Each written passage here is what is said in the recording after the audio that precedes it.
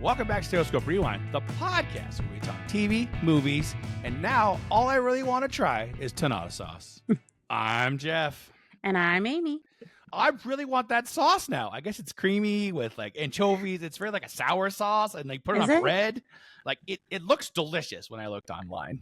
Oh, I didn't look it up. Oh gosh, that's the first thing I did. I was like, well, "What is this sauce? What is this sauce?" And people put it on like it's like a creamy mayonnaise-y type sauce with like anchovies and capers. It sounds very pickled and fishy and like a Caesar type. Yeah, deal? Yeah, and it sounds with capers. Yum. I was like, and then people put it on like crusty bread with like tomatoes or different things, and I'm like, I want all of that. I would like that, please. Sounds good. Yes. I know why. I know why she remembered that. Oh, Donna. Oh, Donna. We'll definitely talk about her soon. How are you doing? Anything exciting? Anything going on? No, nothing exciting. Nothing exciting? Yeah. Hanging out. Jeff, getting ready. Hanging out watching the bear? Yes, hanging out watching the bear. Jeff's celebrating a birthday next week. What? Yes, it's my birthday this week. Happy birthday to me. Happy birthday to Jeff. Thank you, Amy. I know. You're welcome. It'll be very exciting. I do love a good birthday because usually it's balloons and cake, and I love cake. All right, so this week we are talking about The Bear, Season 4, Episode 9. We're almost done. This is very sad. It's so sad. It's so sad. I know they're picked up for Season 5. I know, but I mean, that's not gonna forget. That's like another year, maybe a year and a half. You don't know. We don't know how the schedules go. Come on. Right, because it was like a year between episode at least 3 and 4, time. right? It was at least a year. Yeah, it's at least a year, unless they go back-to-back filming. Like, sometimes they know they're going to do 2 seasons, so they'll just keep filming because it's cheaper, because they don't have to refire up I like the it show. when they do that. Me too. I like when they line up like 2 seasons. They release it earlier. Yeah, and then it shortens the release time. But I mean, at this point, if they're not filming now and the other actors aren't available, they're not going to film right before the holidays, so they'll start filming probably in the new year. And so it's like, and then it'll probably be the same time next year. So hopefully, who knows? It's all about actor availability when it comes to shows. The actors have to be available. I hope they prioritize this. I agree with you. I think they all should prioritize it. But you never know. Sometimes they get on hit shows, and then next thing you know, they're busy. Listen, Sydney's doing other projects, so yeah. I saw a movie pop up of hers on whatever platform, and she's still managing, so I expect the same out of all of them. Yes, especially Maddie Matheson. I think he can pause his YouTube channel and come work on The Bear. Best character. Neil. Come on, Neil. Neil's the best. Did you know he has a cookbook? He has a cookbook. Not a sponsor yet. Maddie Matheson, we love you. Gosh, I need to get his new one if I keep doing that. Yeah. Does that come out yet or come out soon, I think? No, I think he has another one. Oh, he does? Maybe I believe the show will sponsor you and get you another cookbook. That's what we should do. Someone send me the book. If anyone knows Maddie Matheson or has the book they don't want, let us know. We'll tell you where to send it. That was so funny. Yeah. But yeah, overall feeling. How'd you feel? Go ahead. I've said it before and I'll say it again. Oh boy. The amount that I care about these people. Like, I admire this show so much because I'm so emotionally invested in every single person in this show. It's incredible. I mean, you have these shows where you have like 1 or 2 favorite characters and you're just so invested in their storyline. But I feel like this show, I care about every single person, and that never happens. Oh, I agree with you. There's usually at least one person on a show where you're like, I don't like them. I don't like them at all. Or like, meh. Or, oh, those scenes are dumb or whatever. Or they're like a character you need to move the story along. You're like, whatever, I get it. We got to move the story along. But no, everyone, you're rooting for everybody. Yes. Even Ted. Even Ted. And I'm even Ted. I want everyone to just, it's such good writing, it's just fantastic writing to where you just are so invested in every single person. Yeah, and I think that goes to say with the writing and the actors. I mean, they're all so great. I mean, even Chester this episode was just so awkward, and you just felt so bad for him. Chester is Marcus's friend who sold the house. That's his name. Yeah. I looked up his name. Chester's his name, and it's just like Even I felt bad for him because he was So just did so I. thrown. He's like, just so thrown. He was just, you're like, I just wanted to hug you. It's okay, Chester. You're cool, man. You're cool. Okay. You need a better favorite restaurant, but you're cool, man. You're cool. What was your overall feeling? Very similar to you. I feel like everyone got a little piece of this episode. We all learned something about everybody.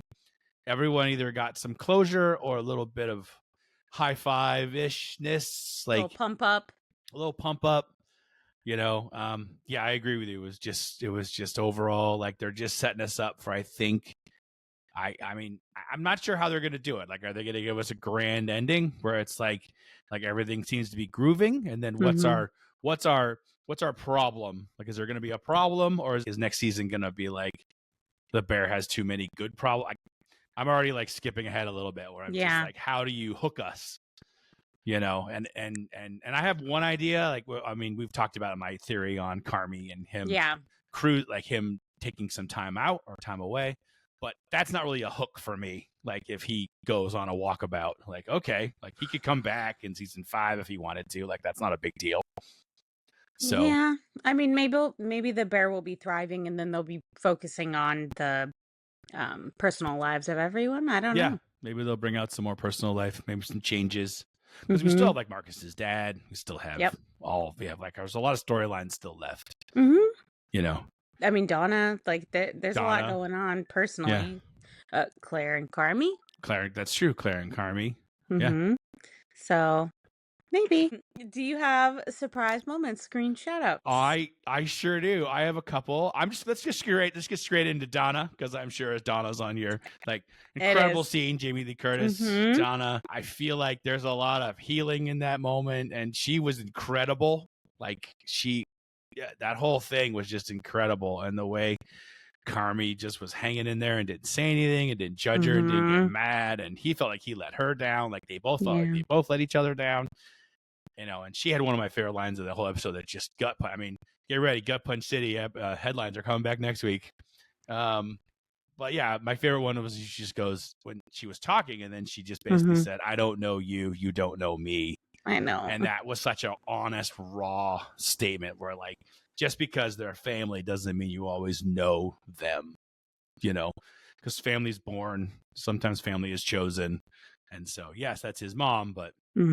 They just didn't know each other anymore. But I mean, he left for New York and then just kind of hasn't really had a relationship with her since, and that was years ago. I agree. And one of the things, when I say all this, it's not like a blame on any one of them. It's just where they're at, and so I appreciated her. She's fighting. She probably she's at that stage in her life where she's trying to find forgiveness and figure out what's going on, and she's probably tired of feeling horrible and struggling and. From the way she talked, it seemed like she was just really hurting. And so I think she's just tired of hurting. So she was just like, I got to start talking to people, got to start loving on them, let them know I love them, because I mean, and I'm sure his brother, her son, that didn't help any, because no one knew. Yeah. It was a huge surprise. So, but yeah, that scene was incredible with Donna. Yeah, I think so too. And I think that Carmy, I don't think he would have been as receptive if he hadn't been doing all of this personal work on himself. Right. I mean, he's just been this whole season, he's been growing and learning. And learning. It's something I love to say in my life where I'm always like, oh, God, it's another one of those days of growing and learning. So gosh, you're right. He was just sitting there and taking it all in. And I don't think if he hadn't, dealt with the stuff with Claire and then the stuff with the restaurant and just trying to really work through his pain with Mikey and all of that he would have been as compassionate. Because like last season, he would have been like, no way, Donna, get out of here. Oh, yeah, I agree. He would have just yelled. Like, you let us down. He like probably would have attacked her a little bit too, because sometimes when you're feeling cornered, you attack. And so he probably would have attacked her a little bit too. And instead he just let her talk because he gets it. He got it. Because he also feels like he wasn't there for his brother. Right. Like he's juggling the same problem. So the same type of guilt. Yeah. This total side note. Sure. But his eyes, when they water up, they are so blue. I just was looking. I was looking into his eyes like, my goodness, those are blue eyes. Yeah. So pretty. But yeah, I like that scene as well. I think it just when you have someone that's she's been sober for almost a year. Mm-hmm. She's behaving herself. She came to the wedding and said hello to people and had conversations and then left, and she's trying to be involved in everyone's life. So she's taking actions Yeah. to try and get back into her kids' lives, which is really ultimately what matters, right? Yeah. You Well, could probably. say Yeah, well, your kids' lives and everyone's lives. Like, yeah. I have a funny feeling it didn't stop just at her family. She might have been chaos in all parts of her life. Oh, for sure. And she even mentioned like Richie a lot too, because he was like a bonus son to her. Yeah. He was definitely part of the family. There was no doubt about it. And Richie talks about how, I think in former episodes, Richie's talked about how like their family was more of a family to me than my own. So he probably spent holidays over there and, Sunday afternoon dinner and stuff like that, where he probably it didn't sound like he didn't do that with his own family. So that was definitely like, that's why him and Carmy fight like brothers, because they're just, like I said, sometimes family is chosen, and so they're brothers. Yeah. So such a good scene. But it was great, and I appreciated that they made it so powerful, but they also like got us in and out of there. Like it wasn't like the whole episode. Yes, it was just enough to where like they got closure.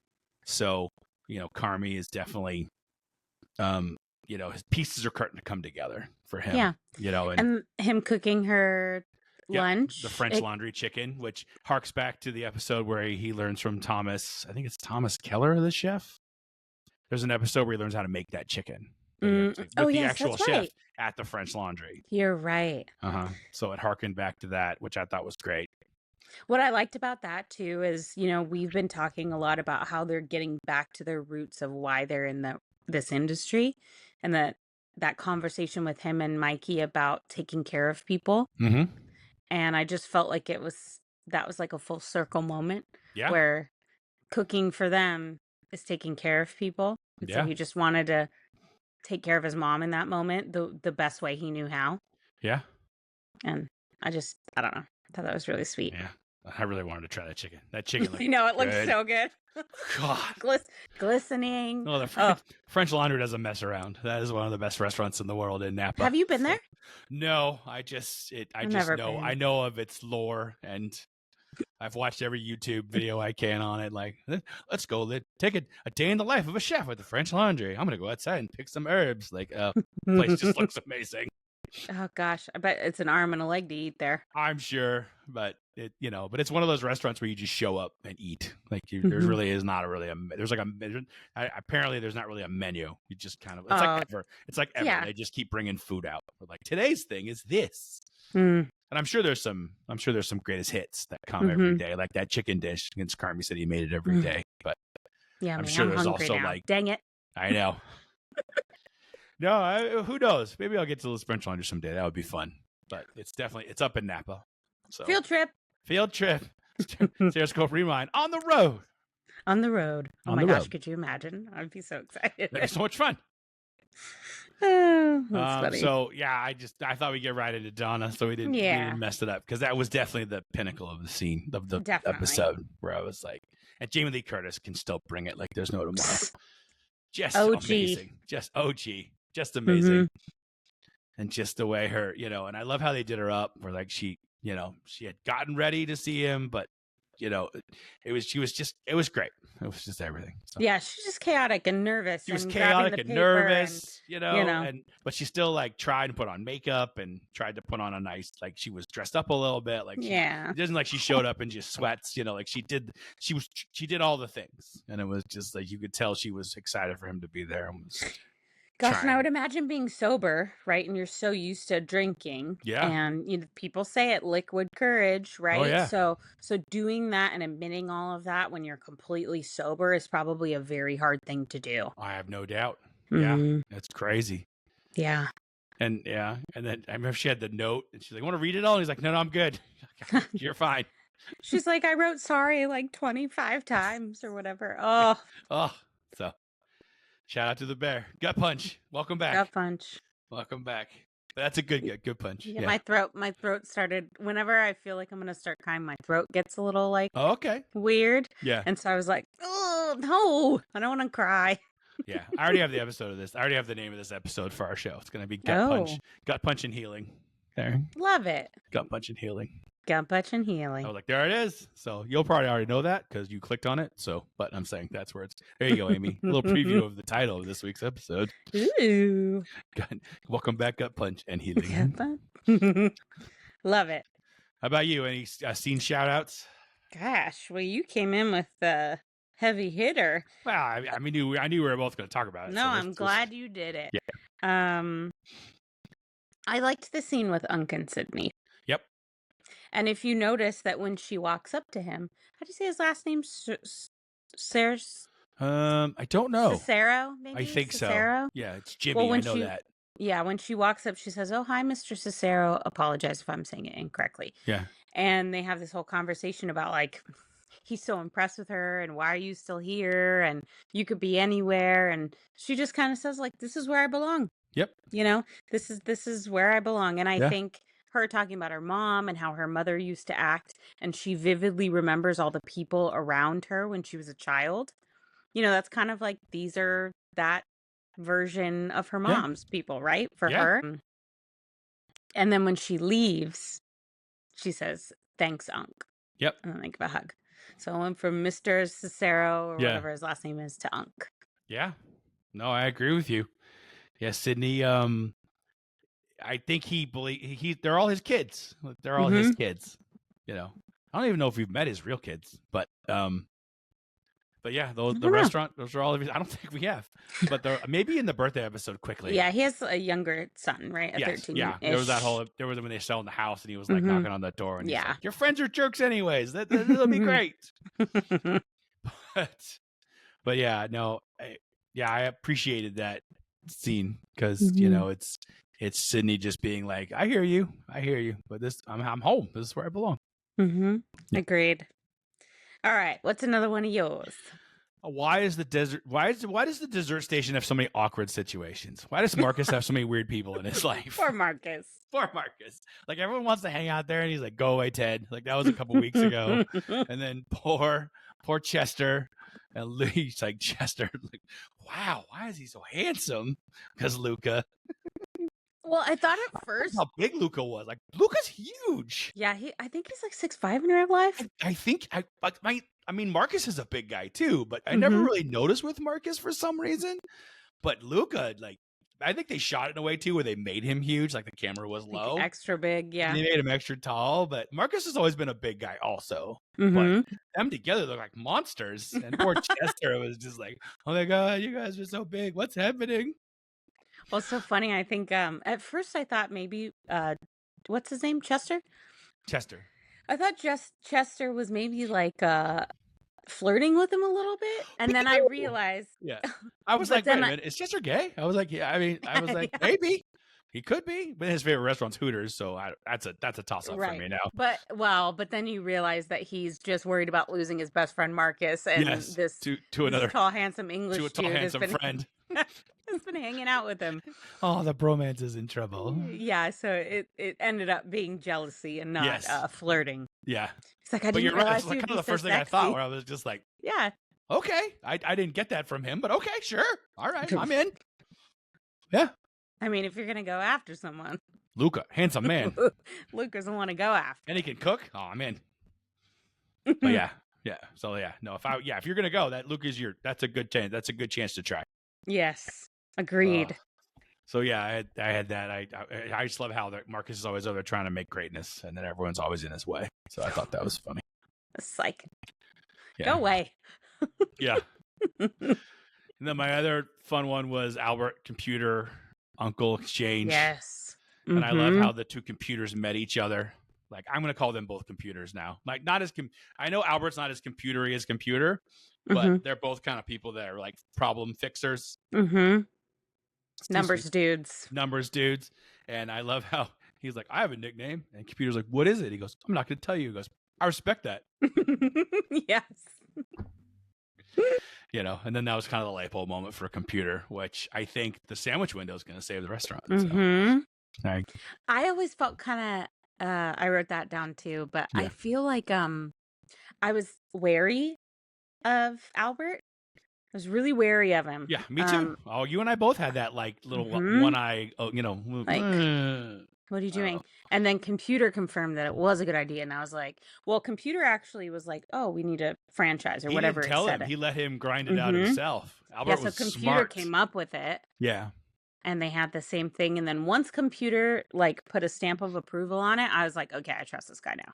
Yeah. I mean, not that I trust him, but at least the idea that we're going the right direction. And I think in the end, I don't think Albert's gonna, I think Ibrahim is smart enough to not give Albert like control of anything, because he even said like, let me talk to Carmy. So I think whatever major decisions they make on spending money or rent, Carmen will be involved. Or at least, and then you have Carmen. At least Carmen, or the Bear side of the deal will have say, like Sydney, Natalie, like they'll all be involved in that decision. But it's a good idea. It's like in Los Angeles. Like if I had a great sandwich restaurant in the Valley, I would definitely move one to the West Side, because it's I don't like going to the Valley unless I have to, because it's just so far. There's so much to do around me. Why do I drive an hour and a half over the hill in the traffic? Right. But if I can get my favorite sandwich right down the street over here, I'm gonna go. Yeah. So, there's a few sandwiches in LA you crisscross the city for, and so Felipe's. Philippe's. Philippe's is one. Do you say Philippe's? I've always said Felipe's. I think it's the great LA debate. Yeah. I say Philippe's. My parents have always said Felipe's. All right. Well, we can have two names. For those of you, that is a French dip sandwich place in downtown Los Angeles that has been there forever. It's delightful. Go and eat there if you can. And it's always, and if you're going to go for the Dodger game, go early, because it's always slammed right before the Dodger game, because it's right near the stadium. So everyone always goes there right before the game. But Bay Cities is the other sandwich I'll drive across the city for. Oh yeah, you always talk about them. But you've never had Bay City sandwiches? I'll have to get some. We'll have to share a Bay City. Okay. You're like a good Italian sub? Yes. Okay, I'm a human, Jeff. Okay. Of course some people are like, it's LA. Some people are like, I don't need anything that, has touched the sun. Oh, okay. Well, thanks, LA person. I'll pretty much eat anything but olives. Yeah, they have a sandwich called the Godmother. It's one of the greatest sandwiches of all time. Okay, I'm in. It's messy. It's chaotic. You got to eat it outside. You got to do the stand out. Oh yeah, just lean out a little bit. You got to make sure that you're over something, because if not, you're gonna wear it. 100%. Yeah, it's delicious, and it's chaotic. It's like it reminds me of the Bear on a busy Saturday, because there's so many people. Oh, sorry. Now that we're on the food conversation, have you been to the original Pantry in downtown Los Angeles? Yeah, I went a long time ago, but it's not open anymore.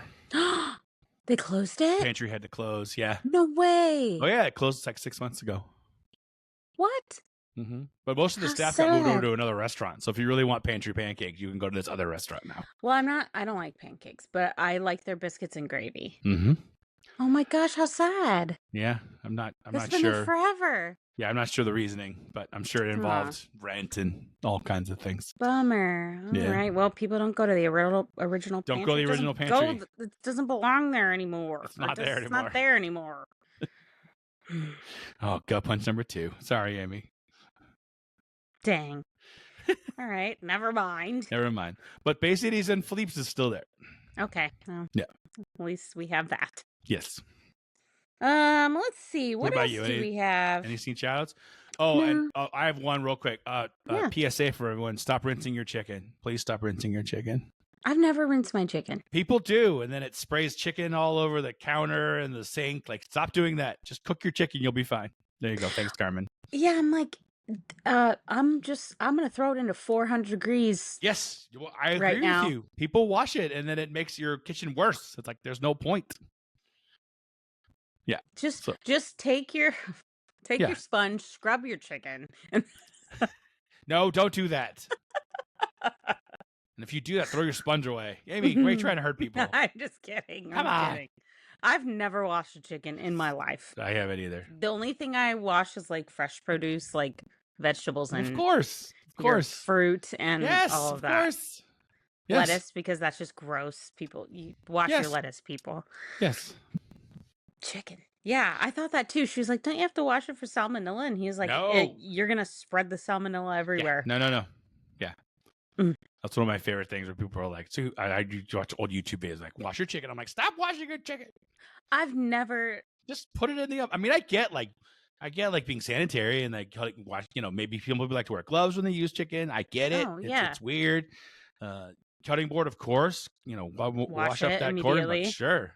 Wash your hands a lot. Wash your hands a lot. Make sure your utensils or knives, whatever you're cutting with. Yeah, but stop washing your chicken. We're just random today. I love it. Yeah. Oh, you know what I realized too with that computer scene?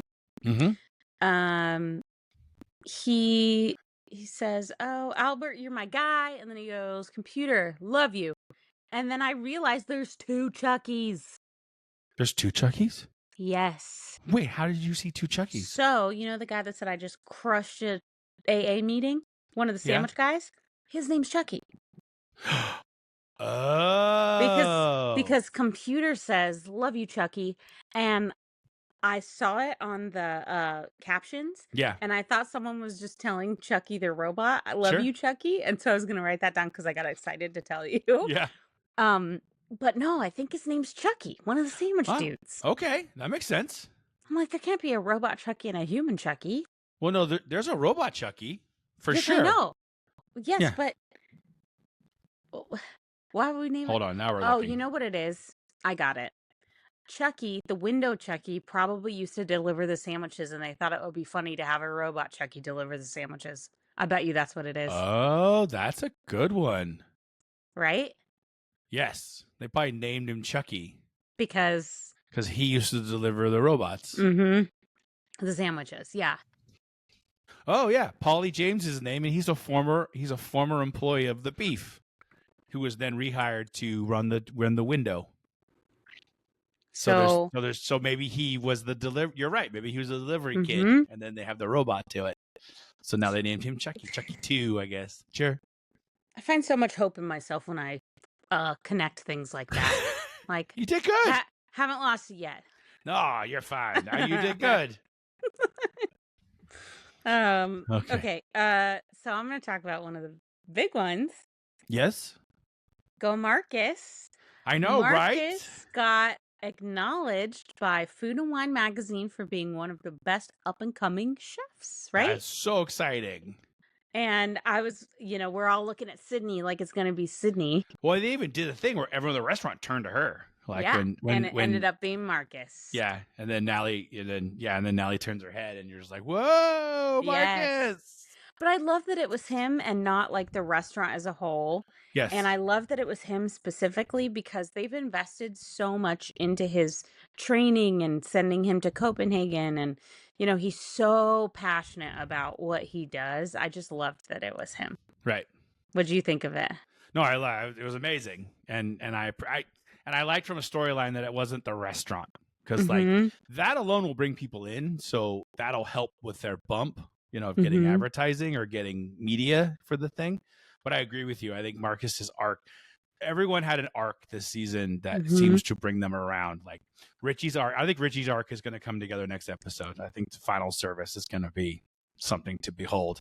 And then you have Marcus, and then you have Sydney, who found out that she now is basically a co-owner of the restaurant. Yeah. With Natalie. Uncle's always going to be, he's the money, so he'll always be a co-owner, but she's basically, of the operational staff, she's one of the basically co-owners of the restaurant who owns, she owns what, 25% of the restaurant now. So does he own any of it? Carmy? No, it sounds like he's out.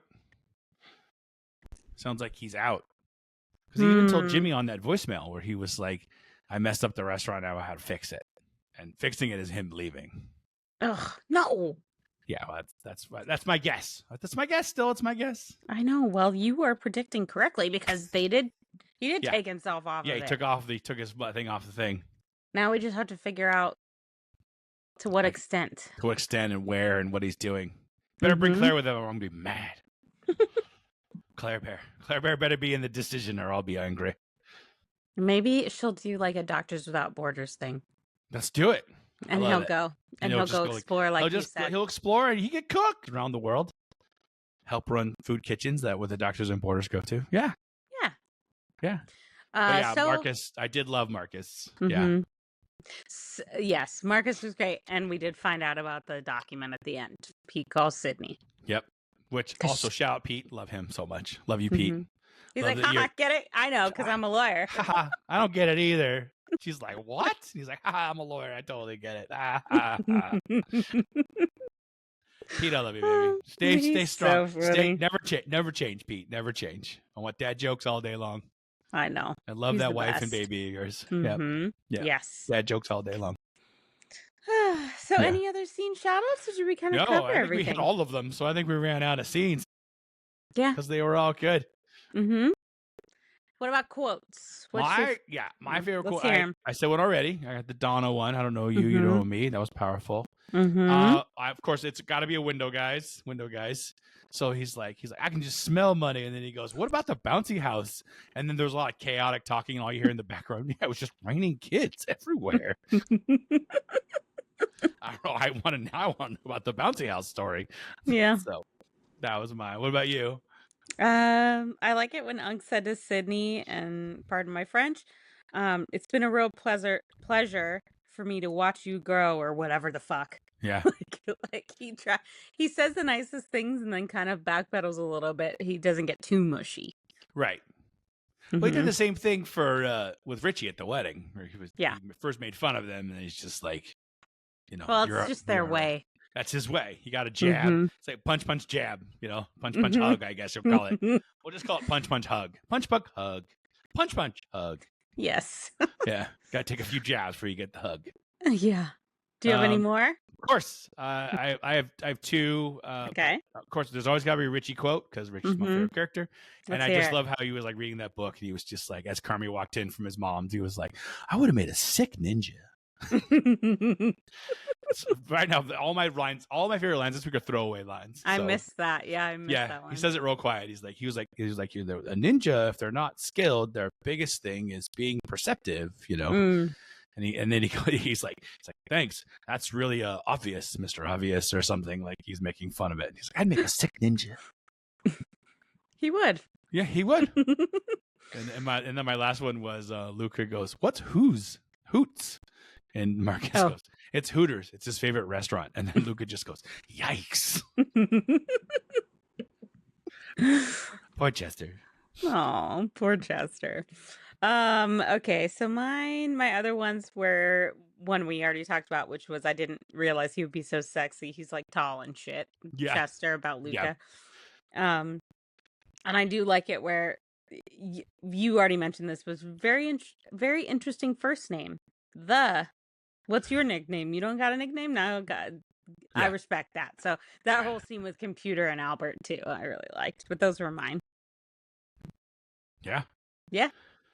All right. Predictions? Predictions. Carmy leaves the restaurant. I don't know where. I don't know how. I don't know if he's gonna go cook. I don't know if he's gonna volunteer his time. I don't know. I can't figure that out. That's my guess. And then the restaurant has a fantastic quote unquote final service, but I don't think they're done yet.